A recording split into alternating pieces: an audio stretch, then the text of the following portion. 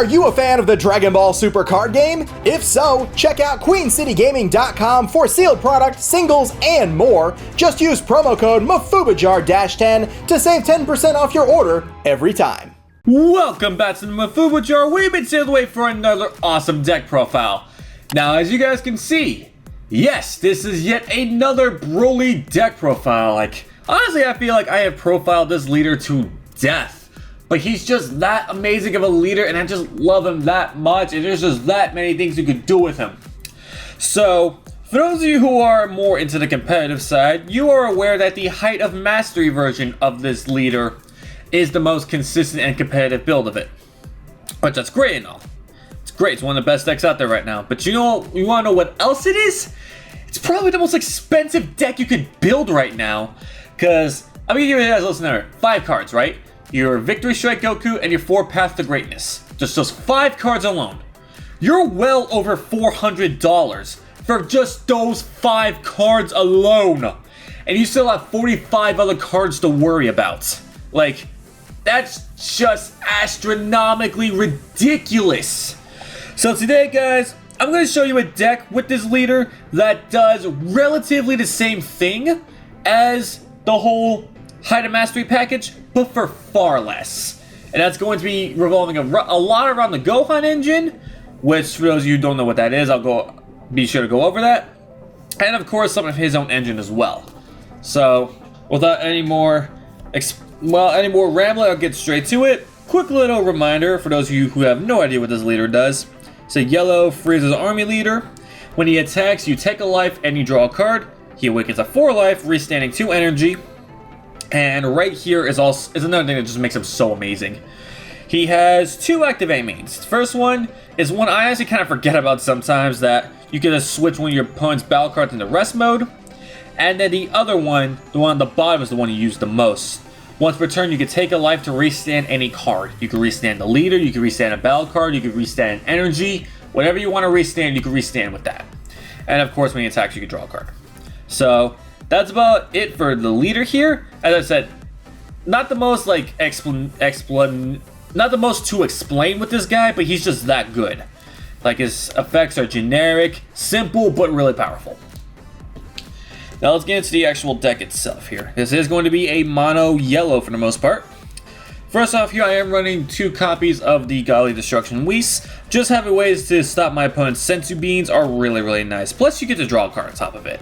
So really, really good. I only played 2 because lots of people can now play around cards like this. It's not the most difficult thing in the world, but still something to kind of slow down my opponent a little bit is always helpful.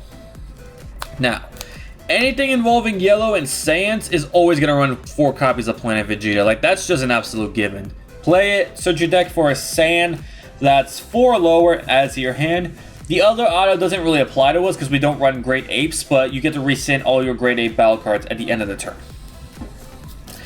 And of course, probably our number 1 search target is going to be 4 copies of Shugesh. Now, I know it's a little bit risky because of Cronoa, but for this, you have to run the 4 Shugesh, I feel. To me, you have to risk it. Because it just helps you start off so many of your plays, and that's just how it just gets so many of your pieces flowing for free. And now, for those of you who have not seen the Gohan engine from set 6, I'm going to go over that right now. So the first card to the engine is going to be Display a Power Sun Gohan. Play 4 of these. He has Barrier, and at the end of your turn, you get to switch this card to active mode. So you get to play it down for free with the Shugesh. Swing at your opponent's lead for 19,000, or any battle card you want. And he still restands himself at the end of the turn. That's what he has Barrier. So he's almost guaranteed protected. Not guaranteed protected because there are ways around Barrier, and of course there are cards that can attack in active mode. But the odds of your opponent getting rid of him are not the greatest. Again, it's certainly possible, but it's not the most likely thing in the world. And now, to go with that Gohan, we're going to be running 4 copies of the Son Goku Guardian Angel. Now, he's got a lot to him. First one is his permanence, being that unless Display of Power Gohan is in play in your battle area, you cannot place this card in your combo area from any area. So basically, you can't combo with his period unless he's out in the battle area. And his auto is at the end of a battle in which you combo with this card from your hand during your opponent's turn. If your leader card is a yellow sand card, which he fulfills that requirement, you get to play this card in rest mode on the battle area, and you cannot play this card for the duration of the turn. So, the idea is to have the Gohan out, your opponent's attacking into you. You can combo with as many of these as you want. It's like nothing's stopping you from comboing with this over and over, but you can only play one of them. So, just one thing to keep in mind for that. So it's a free 10k combo, which is really cool. So that does actually come in handy quite a bit. Anytime, of course, that you can just... It's basically a pseudo super combo. To where you don't get to draw, but it's a free 10k. So that's really cool right there. And his activate main is what's going to really help us with our Gohan engine. You tap 3, you choose one display of Power Sun Gohan from your battle area. Yeah, place it in its owner's drop area. Then you get to choose up to one finishing blow Sun Gohan from your hand and play it. Then you place this card underneath it. So this is going to help us play, as I said, the finishing blow. But before I go into that card, for those of you who are looking at this card, you can tell there's a lot of problems with this. This gets played in rest mode during your opponent's turn. This doesn't have barrier, and its power is kind of low. So yeah, there's really no reason for your opponent not to deal with this. And like, not to mention for many decks, it's like super easy to deal with this.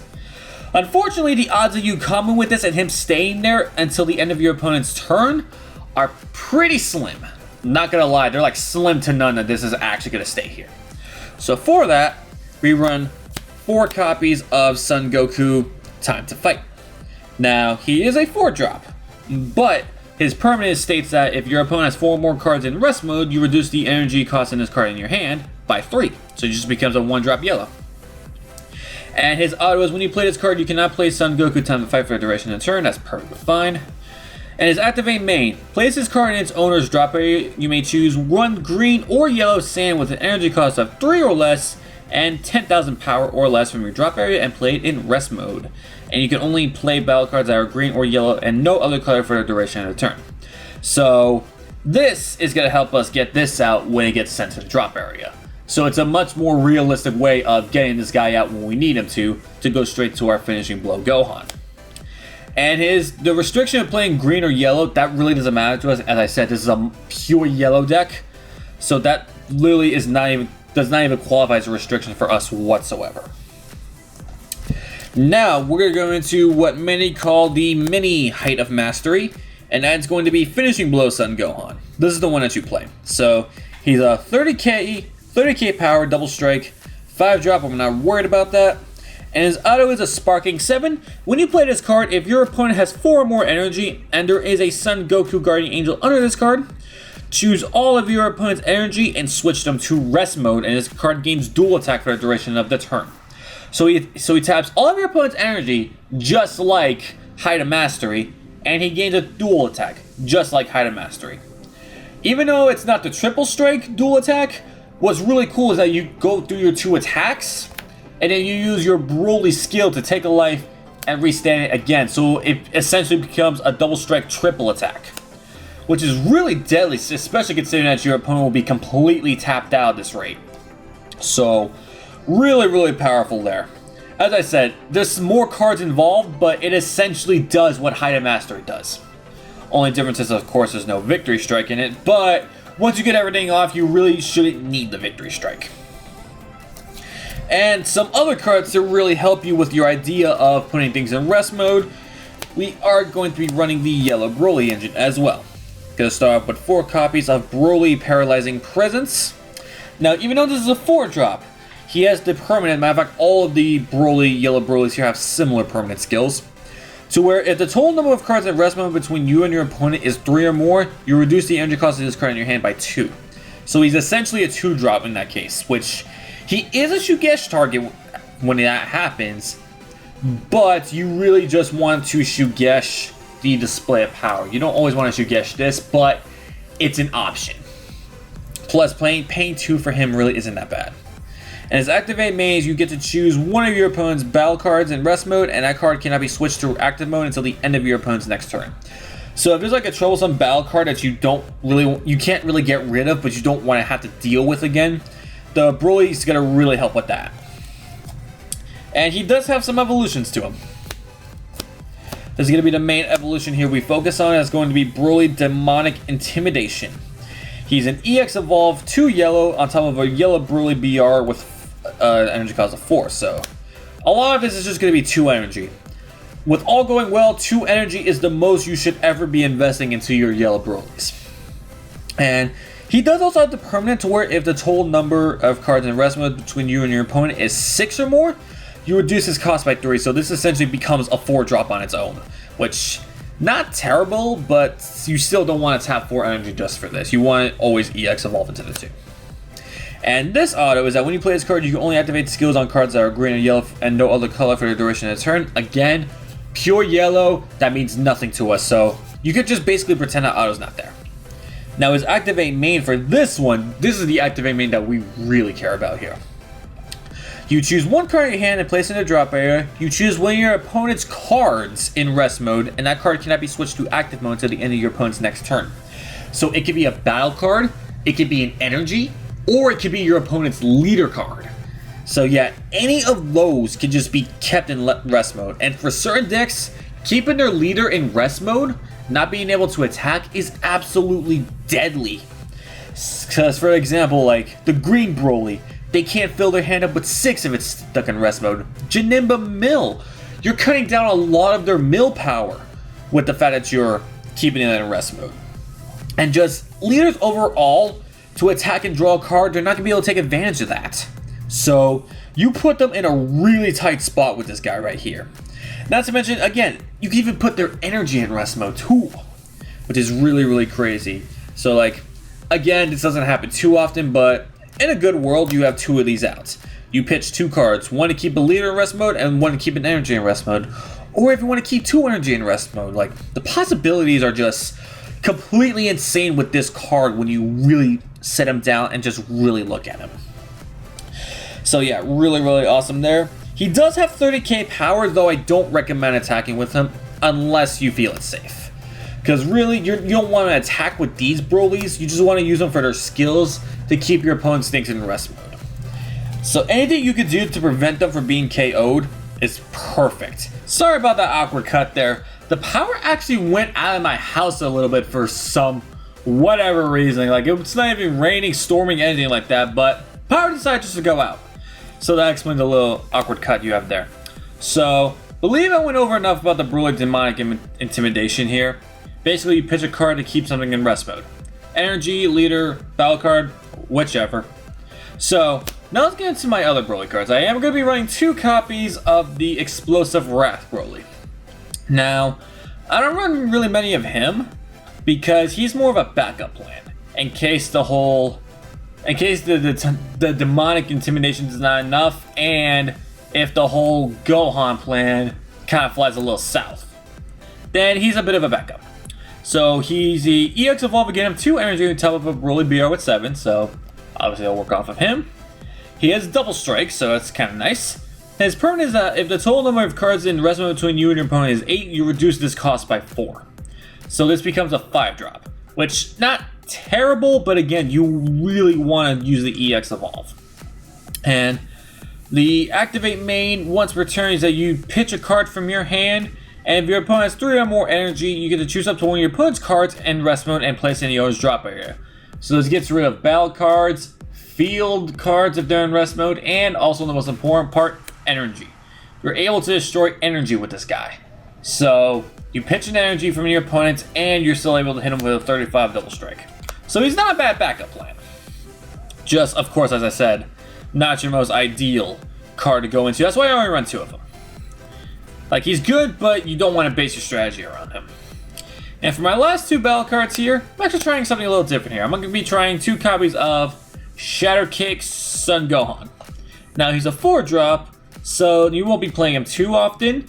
And he has 2 autos, which are both kind of neat.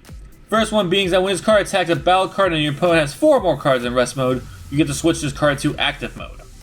So he's almost like a mini Jiren in that sense, which by the time you get this out, your opponent will most likely have 4 cards in rest mode. So you go for the attack to a card, and it just says attack, so he immediately stands up. So that's pretty good. So he kind of dodges the the explosive spirit Goku. There we go. The explosive Goku gets to dodge him, so that's always pretty cool. And his auto is when his card KOs an opponent's battle card, you get to draw a card. So you could potentially draw 2 cards with this guy. So again, he's something I'm trying out right now.